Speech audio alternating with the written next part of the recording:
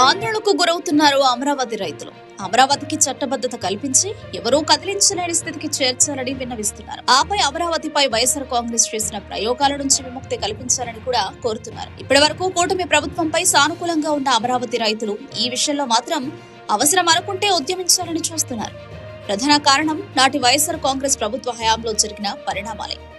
ఏకాభిప్రాయంతో అమరావతి 2014లో అధికారంలోకి వచ్చింది టీడీపీ ప్రభుత్వం. నవ్య ఆంధ్రప్రదేశ్ కు ముఖ్యమంత్రి అయ్యారు చంద్రబాబు. ఆ సమయంలో అందరి ఏకాభిప్రాయంతో అమరావతిని రాజధానిగా ఎంపిక చేశారు. అయితే పాలన గాడిలో పెట్టేందుకు దాదాపు ఏడాది పట్టింది. ఎందుకంటే అది విభజిత ఆంధ్రప్రదేశ్ కాబట్టి ఏపీకి రాజధాని లేదు, ఎక్కడి నుంచి పాలన చేయాలో తెలియలేదు. అటువంటి సమయంలో పాలనను గాడిలో పెట్టి అమరావతి నిర్మాణాన్ని ప్రారంభించారు. ఆపై రాజకీయంగా ఎన్నెన్నో ఇబ్బందులు ఎదురయ్యాయి. 5 ఏళ్ల పాలనా కాలం ఇట్టే ముగిసిపోయింది.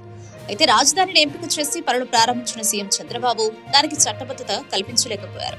వైసీపీ అధికారంలోకి వచ్చిన తర్వాత 3 రాజధానుల అంశం తెరపైకొచ్చింది. కేవలం శాసన రాజధానిగా మాత్రమే అమరావతిని పరిమితం చేసింది వైసీపీ ప్రభుత్వం. దీంతో అమరావతికి సేకరించిన 1000 ఎకరాలను తిరిగి రైతులకు ఇవ్వలేదు. అలాగని 3 రాజధానులు కట్టలేదు. అయితే R5 జోన్ అంటూ అమరావతి రైతులు ఇచ్చిన భూములను పేదలకు పనిచేసేందుకు నిర్ణయించింది కూటమి ప్రభుత్వం. రాష్ట్ర వ్యాప్తంగా వివిధ ప్రాంతాల్లో ఉన్న పేదలకు అమరావతిలో ప్లాట్లు కేటాయిస్తూ ఉత్తర్వులు జారీ చేసింది.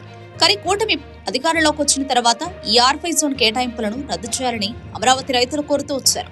కానీ ఇంతవరకు కూటమి ప్రభుత్వం నుంచి చలనం లేదు. ఇదో వైసీపీ హయాంలో యాక్టివ్ గా పనిచేసిన అమరావతి ఐక్య కార్యాచరణ సమితి మరోసారి క్రియాశీలకమైంది. కూటమి ప్రభుత్వంపై ఒత్తిడి పెంచాలని చూస్తోంది. గతంలో చట్టబద్ధత కల్పించి ఉంటే వైఎస్ఆర్ కాంగ్రెస్ పార్టీ అమరావతిని కాదని 3 రాజధానులను అస్సలు తెరపైకి తెచ్చే అవకాశమే లేదని నమ్ముతున్నారు అమరావతి రైతులు. అయితే అప్పట్లో ఉన్న పరిస్థితులకు అనుగుణంగా చట్టబద్ధత కాలేదు. కనీసం ఎప్పుడైనా చట్టబద్ధత కల్పిస్తే భవిష్యత్తులో ఇబ్బందులు రావని అమరావతి రైతులు భావిస్తున్నారు.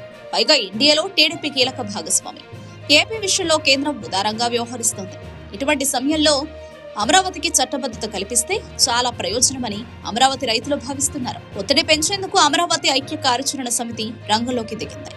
చూడాలి కూటమి ప్రభుత్వం ఎలాంటి నిర్ణయం తీసుకుంటుందో.